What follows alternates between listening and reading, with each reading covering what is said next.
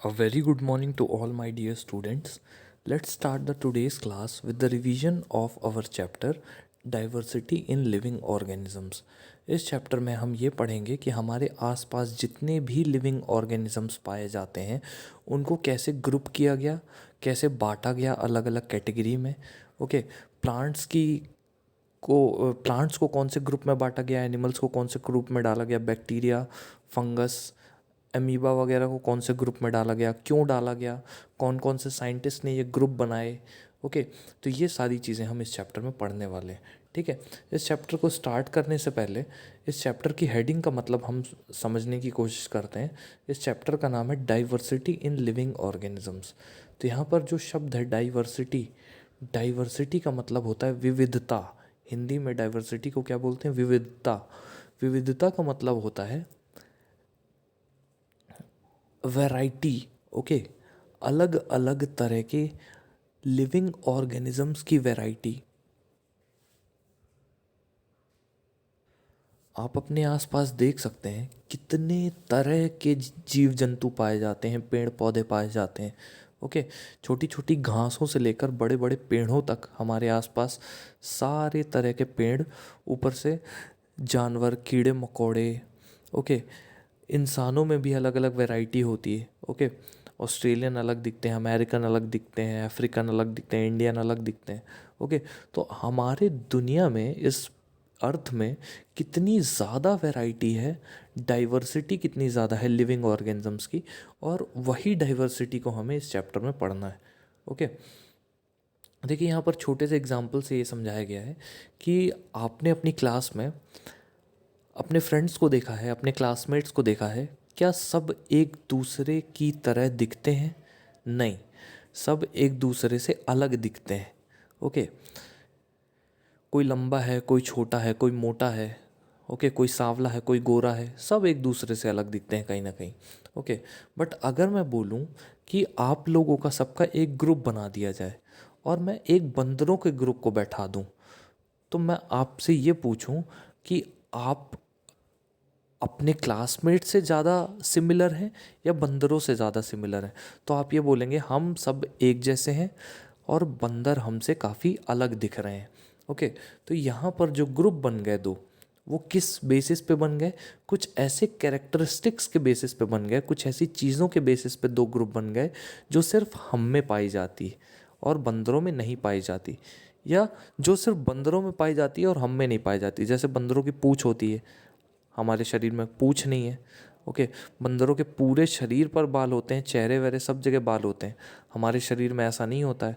Okay, बंदर बोल नहीं सकते, हम बोल सकते हैं। तो ऐसे बहुत सारे स्पेशल कैरेक्टरिस्टिक्स हैं जिससे हमने ग्रुप बना दिया बंदरों का और इंसानों का। वहीं अगर मैं बोलूं कि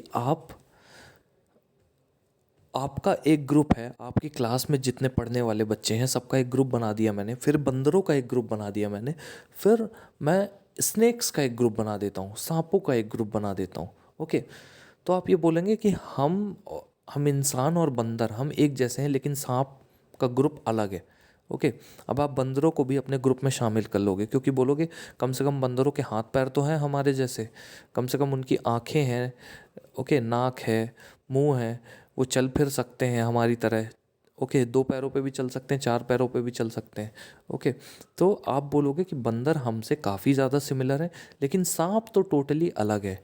स्नेक जो है वो हमसे काफ़ी अलग है, ना उसके हाथ पैर हैं, ना वो दौड़ सकता है हमारी तरह, ना चल सकता है, वो सिर्फ स्लाइड कर सकता है। ओके, तो ये क्या चीज़ें हैं? ये कुछ स्पेशल कैरेक्टरिस्टिक्स हैं जो आपके और बंदरों में कॉमन है, लेकिन स्नेक्स में वो कैरेक्टरिस्टिक नहीं पाए जाते हैं। तो इन्हीं कैरेक्टरिस्टिक के बेसिस पे डाइवर्सिटी हमें पढ़नी है। ओके, तो यहाँ पर इन्हीं सब चीज़ों के बारे में बताया गया है। ओके, तो अब यहाँ से शुरुआत करते हैं हम, what is the basis of classification. ये जो क्लासिफिकेशन करना है, क्लासिफिकेशन का मतलब होता है ग्रुप्स में बांट देना। तो हमने जैसे अभी इंसानों को एक ग्रुप में बांटा, फिर उसके बाद इंसानों और बंदरों को एक ग्रुप में रख दिया, सांप को अलग रख दिया। ओके, तो ये ग्रुप्स किस बेसिस पे बांट रहे हैं हम इन ग्रुप्स को कैरेक्टरिस्टिक्स के बेसिस पे बांट रहे हैं। कुछ ऐसी स्पेशल चीज़ें हैं, कुछ ऐसे स्पेशल इफ़ेक्ट्स हैं, कुछ ऐसे स्पेशल कैरेक्टरिस्टिक्स हैं जिनके बेसिस पे हम ग्रुप को बांट रहे हैं। ओके, तो इन्हीं स्पेशल चीज़ों, इन्हीं स्पेशल क्वालिटीज़ की बेसिस पे हर ऑर्गेनिज्म की जो प्रजाति है वो दूसरे ऑर्गेनिज्म की प्रजाति से अलग होती है। Okay, attempts at classifying living things into groups have been made since time immemorial। बहुत पहले से लिविंग ऑर्गेनिजम्स को ग्रुप में बांटने के तरीके खोजे जाते रहे हैं। ओके, एक ग्रीक थिंकर था, मतलब ग्रीस से एक थिंकर था जिनका नाम था एरिस्टोटल, इनको हिंदी में अरस्तु बोलते हैं। ओके, ये बहुत बड़ा फिलोसोफर था। ओके, ये इसने लगभग हर फील्ड में स्टडी कर रखी थी। ठीक है, तो इसने एनिमल्स को 3 ग्रुप में बांटा था। ओके, 3 ग्रुप में इसने एनिमल्स को बांट दिया। कौन कौन से ग्रुप थे वो? सिंपली उन्होंने बोला जो पानी में रहते हैं, एक वो ग्रुप हो गया, ऐसे एनिमल्स जो सिर्फ पानी में रहते हैं, एक ग्रुप ये बन गया। दूसरा ग्रुप उन्होंने बांटा ऐसे एनिमल जो सिर्फ ज़मीन में रहते हैं, लैंड में रहते हैं, तो दूसरा ग्रुप ये बट गया। और ऐसे एनिमल जो एयर में रहते हैं, तो 3 ग्रुप इन्होंने डिवाइड कर दिए। ओके, तो Greek thinker Aristotle classified animals according to whether they lived on land, air, and water. Okay, this is very simple way of looking at life but misleading too। ये बहुत simple सा एक group बनाने का तरीका था, लेकिन ये तरीका पूरी तरह से फेल हो गया। क्यों? क्योंकि ज़मीन में तो कीड़े भी रहते हैं, ज़मीन में इंसान भी रहते हैं, ज़मीन में सांप भी रहते हैं। तीनों में कॉमन क्या है? तीनों में कोई भी चीज़ कॉमन नहीं है। बस एक चीज़ कॉमन है कि तीनों ज़मीन में रहते हैं। ठीक है, ऐसे ही पानी में केकड़े भी रहते हैं, मगरमच्छ भी रहता है, मछलियाँ भी रहती हैं। ओके, तो तीनों में क्या चीज़ कॉमन है? तीनों में कोई चीज़ कॉमन नहीं, सिर्फ एक चीज़ कॉमन है, तीनों पानी में रहते हैं। ओके, तो सिर्फ एक ही चीज़ कॉमन थी इनमें, इसलिए इनको ग्रुप से बाहर कर दिया गया। ठीक है, और एरिस्टोटल का ये जो इन्होंने तरीका बताया था ग्रुप्स में बांटने का, क्लासिफिकेशन करने का, वो तरीका फेल हो गया। ठीक है, तो this was not an appropriate way of making groups of organisms to study and think about. We therefore need to decide which characteristics to be used as the basis of the broadest class divisions। तो हमें ये decide करना है कुल मिला करके कि कौन से ऐसे कैरेक्टरिस्टिक बना दे जो डिवीजन कर सकें। ओके, जिसके बेसिस पे हम डिवीजन कर सकें। ऐसे कौन से स्पेशल क्वालिटीज़ जानवरों की हम रख दें जिसके बेसिस पे डिवीजन किया जा सके। then we will have to pick the next set of characteristic for making subgroups within these divisions। फिर हमको इन divisions को बनाकर उसके अंदर कुछ subgroups रखने पड़ेंगे। ठीक है, this process of classification within each group can then continue using characteristics each time। ये जो classification है, ये जो classification process है हर ग्रुप में, ये कंटिन्यू रहता है। ओके, ये कंटिन्यू रहता है तब तक जब तक हर कैरेक्टरिस्टिक को यूज़ किया जाता रहे। Before we go on, we need to think about what is meant by characteristics. आगे बढ़ने से पहले हमें कैरेक्टरिस्टिक्स का मतलब समझना पड़ेगा। कैरेक्टरिस्टिक्स क्या होते हैं? कैरेक्टरिस्टिक्स मतलब होते हैं कुछ ऐसे स्पेशल क्वालिटीज़ जो और किसी में नहीं पाई जाती। जैसे इंसानों में बोलने की क्वालिटी पाई जाती है, इंसानों का दिमाग बहुत तेज काम करता है। ओके, इंसानों में एक्सप्रेशन की क्वालिटी पाई जाती है। ये क्वालिटी और किसी भी दुनिया में, जानवर में नहीं होती। ओके, कोई बोल नहीं सकता है इस दुनिया में इंसानों के अलावा। ठीक है, तो ये कैरेक्टरिस्टिक है इंसान का। इंसानी जो ज़ात है, इंसान जो है, इंसानी जो स्पीशीज़ है, उसका ये कैरेक्टरिस्टिक है, यूनिक कैरेक्टरिस्टिक। तो ऐसे यूनिक कैरेक्टरिस्टिक्स को पकड़ करके, स्टडी करके, और फिर अलग अलग एनिमल्स को अलग अलग ग्रुप में बांट दिया गया। Okay, what we meant by a characteristic when we are trying to classify a diverse group of organisms, we need to find ways in which some of them are similar enough to be thought of together। हमें ऐसे कुछ चीज़ें ढूंढनी पड़ेंगी characteristic को समझाने के लिए जिससे एक पर्टिकुलर स्पीशीज़ के स्पेशल पॉइंट्स उजागर हो। Okay, these ways in fact are details of appearance और बिहेवियर। ये जो तरीके हैं ये अपीयरेंस और बिहेवियर के तरीके हैं। ओके, ये फॉर्म और फंक्शन के तरीके हैं। ठीक है। What we mean by a characteristic is a particular feature और अ पर्टिकुलर फंक्शन। जो हम कैरेक्टरिस्टिक्स बोल रहे हैं वो क्या है, एक पर्टिकुलर फीचर या पर्टिकुलर फंक्शन है। ठीक है, जैसे इंसानों में पर्टिकुलर फीचर या पर्टिकुलर फंक्शन क्या होता है, बोलना। ओके, ये इंसानों का कैरेक्टरिस्टिक है, स्पेशल कैरेक्टरिस्टिक, जो और किसी में नहीं पाया जाता। That most of us have 5 fingers on each hand is दस अ कैरेक्टरिस्टिक। हमारे हाथ में 5 उंगलियां हैं, ये एक कैरेक्टरिस्टिक है। ठीक है। दैट वी कैन रन, हम दौड़ सकते हैं, लेकिन एक पेड़ दौड़ नहीं सकता, ये हमारा एक कैरेक्टरिस्टिक है। ठीक है। Now to understand how some characteristic are decided as being more fundamental than others. अब हमें ये समझना है कि कैसे कुछ कैरेक्टरिस्टिक्स दूसरे कैरेक्टरिस्टिक्स से ज़्यादा ज़रूरी हैं, ज़्यादा इम्पॉर्टेंट हैं, ज़्यादा स्पेशल हैं। ओके, ये हमें समझना है। Let us consider how a stone wall is built. चलिए हम ये देखते हैं कि कैसे एक ईंट की दीवार जो है वो खड़ी की जाती है। The stones used will have different shapes and sizes.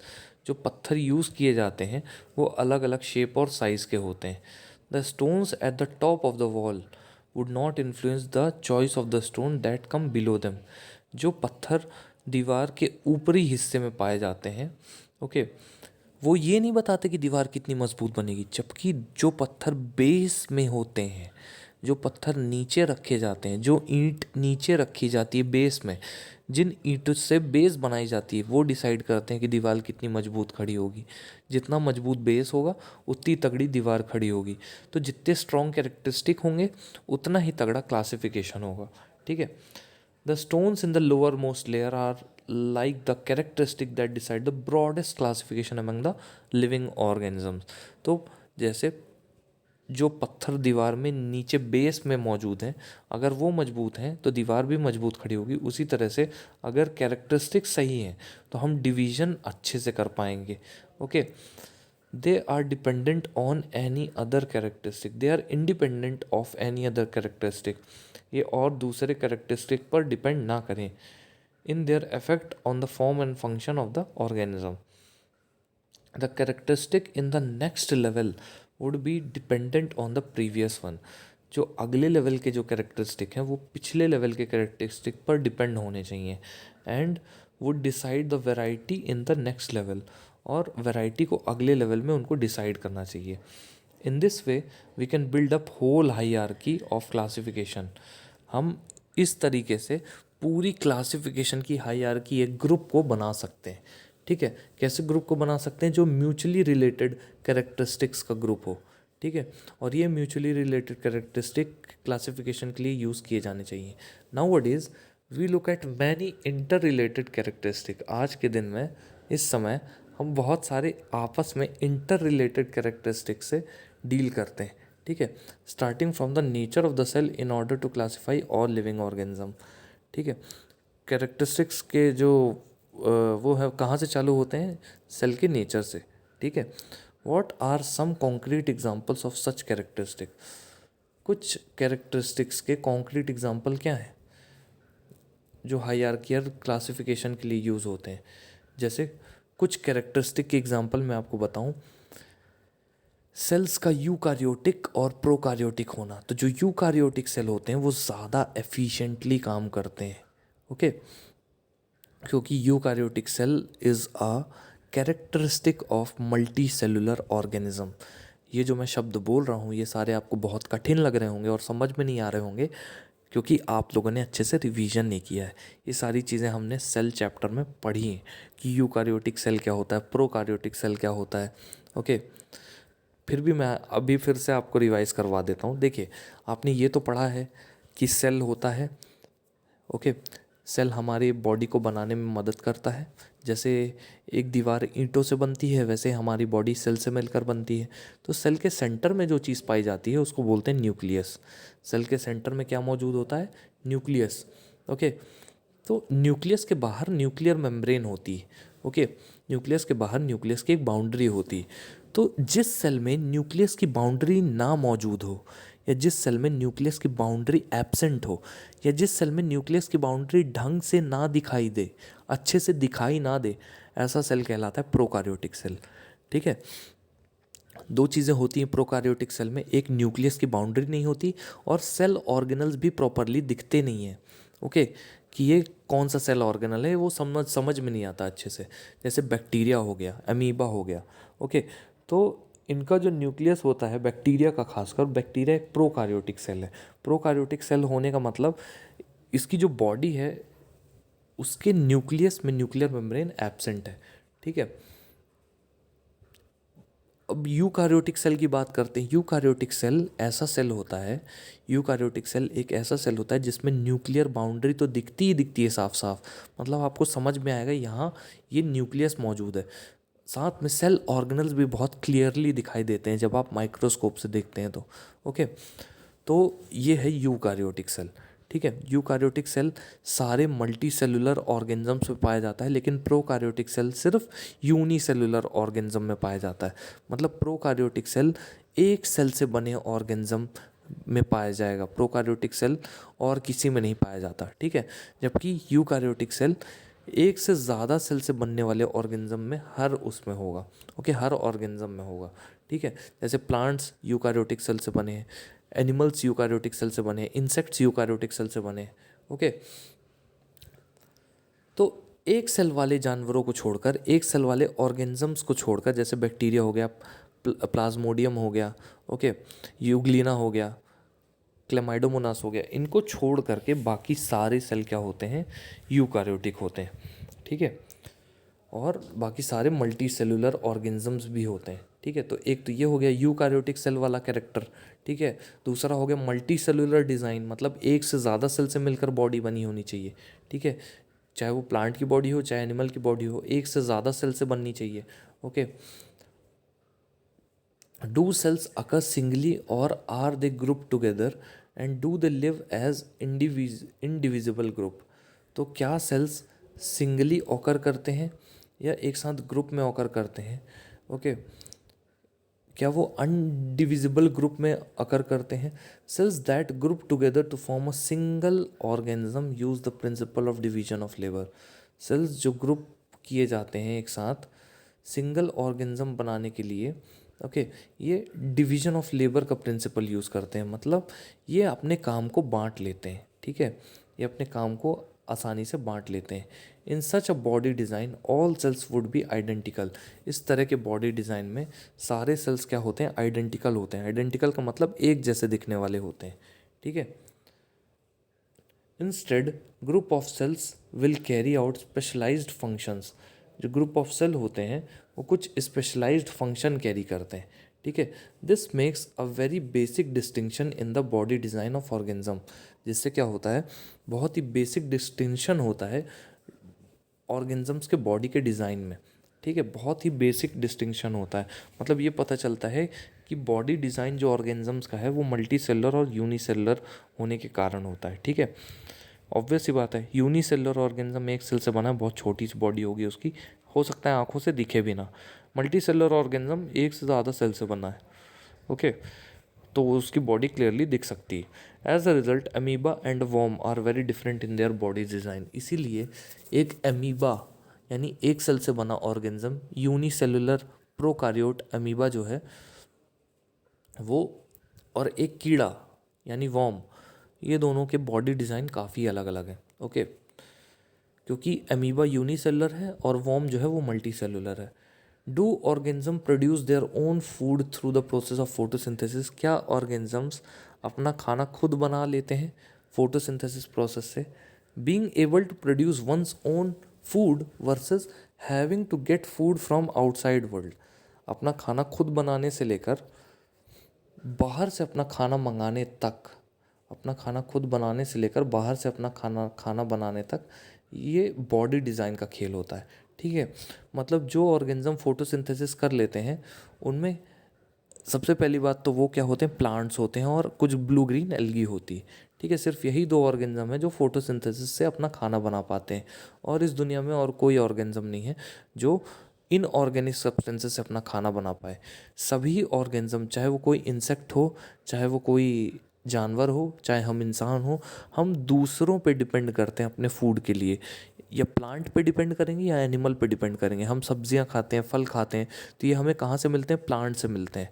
Okay, जबकि प्लांट्स जो होते हैं वो खुद से अपना खाना बनाते हैं। उनको कार्बन डाइऑक्साइड, वाटर और क्लोरोफिल को साथ में मिला करके सनलाइट की मदद से वो तैयार कर लेते हैं अपना फूड, ग्लूकोज, ओके, या carbohydrate. Of the animals, how does the individuals baby develop and organise its different parts. Animals में से देखा जाए तो कैसे किसी इंडिविजुअल का जो बच्चा है वो डेवलप हो जाता है और कैसे उसके अलग अलग हाथ, पैर, आँख, नाक, मुंह सब निकल आते हैं। Okay, we can see that even in these few questions that we have asked, a hierarchy is developing। जितने भी क्वेश्चन हमने पूछे हैं उनमें एक हायरार्की डेवलप हो रही है। ठीक है, क्या हायरार्की डेवलप हो रही है? पहले एक सेल से बना ऑर्गेनिज्म आता है, फिर एक से ज़्यादा सेल से बने ऑर्गेनिज्म आते हैं, फिर एक से ज़्यादा सेल से जो बने ऑर्गेनिज्म हैं वो प्लांट्स और एनिमल्स में डिवाइड हो जाते हैं। प्लांट्स चल फिर नहीं सकते, एनिमल्स चल फिर सकते हैं। ओके, तो ये कुछ ऐसी चीज़ें हैं जो एक ऑर्गेनिज्म को दूसरे ऑर्गेनिज्म से अलग बनाती है, तो ये कहलाती हैं characteristics. Okay, the characteristics of body design used for classification of plants will be very different from those important for classifying animals. तो ये जो कैरेक्टरिस्टिक होते हैं बॉडी डिज़ाइन के, जो क्लासिफिकेशन के लिए यूज़ किए जाते हैं प्लांट्स के लिए, ओके, ये बहुत ही अलग होते हैं उनसे जो एनिमल्स के लिए क्लासिफाई करने के लिए डिफ़ाइन किए जाते हैं, क्योंकि एनिमल्स और प्लांट्स की बॉडी में बहुत ज़्यादा अंतर होता है। प्लांट्स एक ही जगह खड़े रहते हैं, एनिमल्स एक जगह से दूसरी जगह पर भागते रहते हैं। प्लांट्स जो हैं वो सीड्स देते हैं, एनिमल्स जो हैं वो बच्चे देते हैं, अंडे देते हैं। ओके, तो बहुत अलग तक एक दूसरे से अलग हैं ये। Okay, this is because the basic designs are different based on the need to make their own food. जैसे प्लांट्स खुद से अपना खाना बनाते हैं, ओके, और एक्वायर्ड जैसे एनिमल्स दूसरों से प्लांट्स को खा करके अपना खाना लेते हैं या दूसरे एनिमल्स को मार करके अपना खाना लेते हैं। Therefore these design features having a skeleton for example are to be used to make सब ग्रुप्स।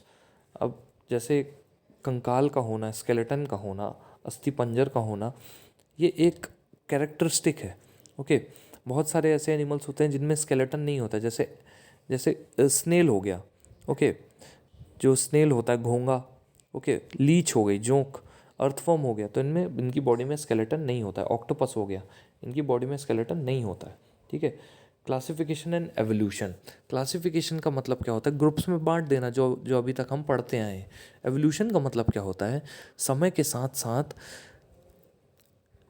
हमारे शरीर में जो बदलाव आते जाते हैं, ओके, समय के साथ साथ हमारे शरीर में जो बदलाव आते जाते हैं वो कहलाता है एवोल्यूशन।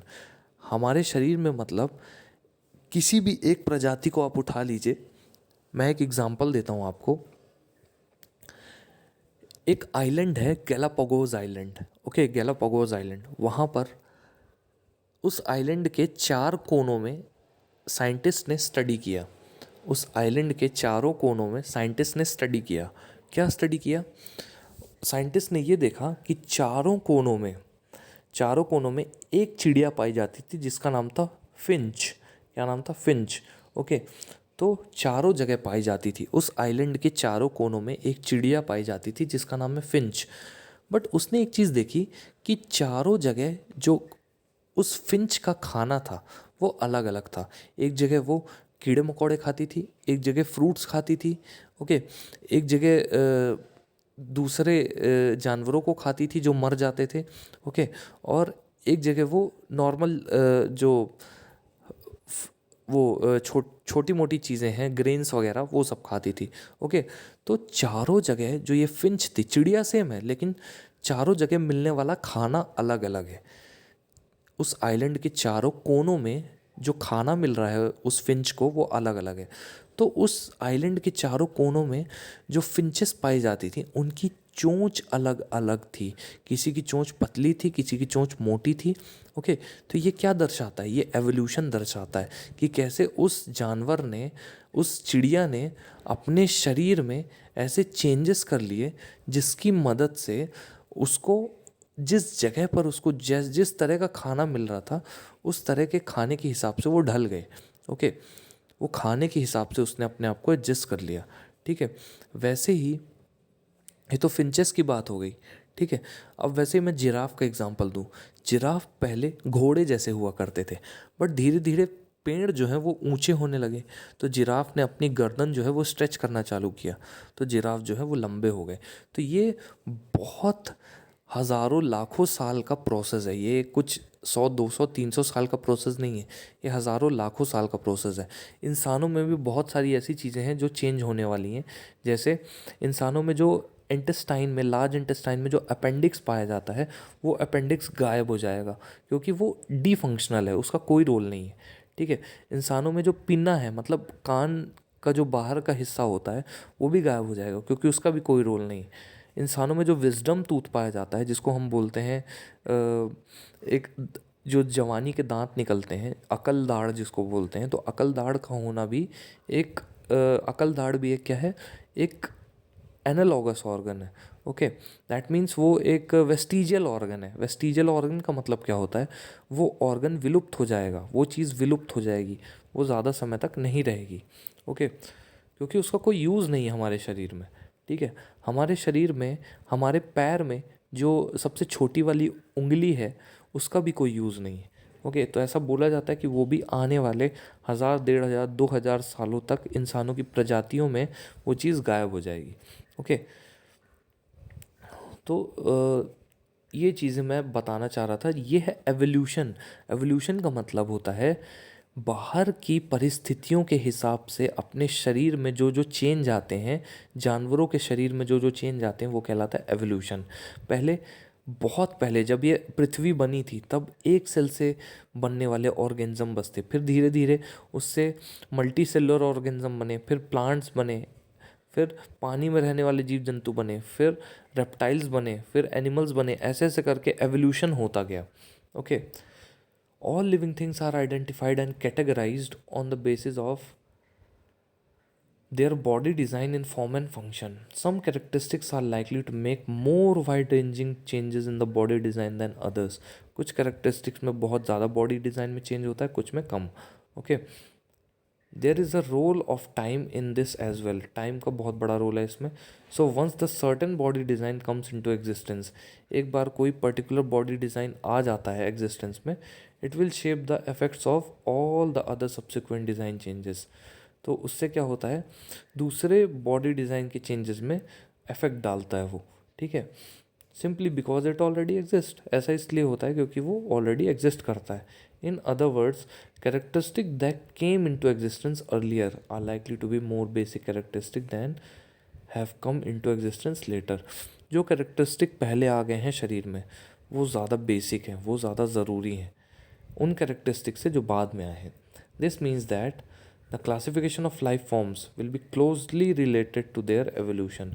जो लाइफ फॉर्म्स का क्लासिफिकेशन होता है, वो एवोल्यूशन से बहुत ज़्यादा क्लोजली रिलेटेड होता है। एवोल्यूशन क्या है, most life forms that we see today, आज की डेट में हम जितने लाइफ फॉर्म्स देखते हैं, have arisen by an accumulation of changes in the body design. वो कैसे बने हैं, वो बॉडी डिज़ाइन में चेंज के कारण बने, ठीक है। That allow the organism processing them to survive better, जिससे ऑर्गेनिजम्स को ये मौका मिलता है कि वो आसानी से सर्वाइव कर पाएँ। Charles Darwin first describe the idea of evolution. Charles Darwin ने पहली बार एवोल्यूशन का आइडिया डिस्क्राइब किया अपनी बुक में, जिसका नाम था ओरिजिन ऑफ स्पीशीज़। कौन सी बुक में, ओरिजिन ऑफ स्पीशीज़, ठीक है। When we connect this idea of evolution to classification, जब हम इस आइडिया को क्लासिफिकेशन के ग्रुप से कनेक्ट करते हैं, we will find some groups of organism. हम कुछ ग्रुप ऑफ ऑर्गेनिज्म को पाते हैं, ठीक है, जिनके पास पुराना बॉडी डिज़ाइन था जो ज़्यादातर चेंज नहीं हुआ है। जैसे मच्छर हो गया, मच्छर डायनासोर के ज़माने से है, उनका बॉडी डिज़ाइन आज तक चेंज नहीं हुआ, ओके। क्रोकोडाइल हो गया, क्रोकोडाइल भी डायनासोर के ज़माने से है, उसका भी बॉडी डिज़ाइन चेंज नहीं हुआ। बाकी सारे जानवरों में थोड़ा बहुत बॉडी डिज़ाइन चेंज हुआ है, और कईयों में तो बहुत ज़्यादा हुआ है, ओके। तो ये चेंजेस क्यों आए, ये एवोल्यूशन के कारण आए। जैसे जैसे मौसम बदलता गया, तो मौसम के हिसाब से, इन्वायरमेंट के हिसाब से जानवर ढलते गए, ओके। तो ये सारी चीज़ें हैं। Those in the first group are frequently refer to as primitive और लोअर ऑर्गेनिज्म। जो पहले ग्रुप में आते हैं, जो पहले डेवलप हो गए हैं, जो अर्थ जब बनी थी तब डेवलप हो गए थे, उनको प्रिमिटिव ऑर्गेनिजम्स बोलते हैं। और जो दूसरे ग्रुप में आते हैं उनको एडवांस या हायर ऑर्गेनिज्म बोलते हैं। जो दूसरे ग्रुप में आते हैं उनको हायर ऑर्गेनिज्म बोलते हैं, जैसे हम लोग हायर ऑर्गेनिज्म है। In reality these terms are not quite correct since they are not properly related to the differences. All that we can say is that some are older organism, कुछ पुराने हैं और कुछ नए हैं।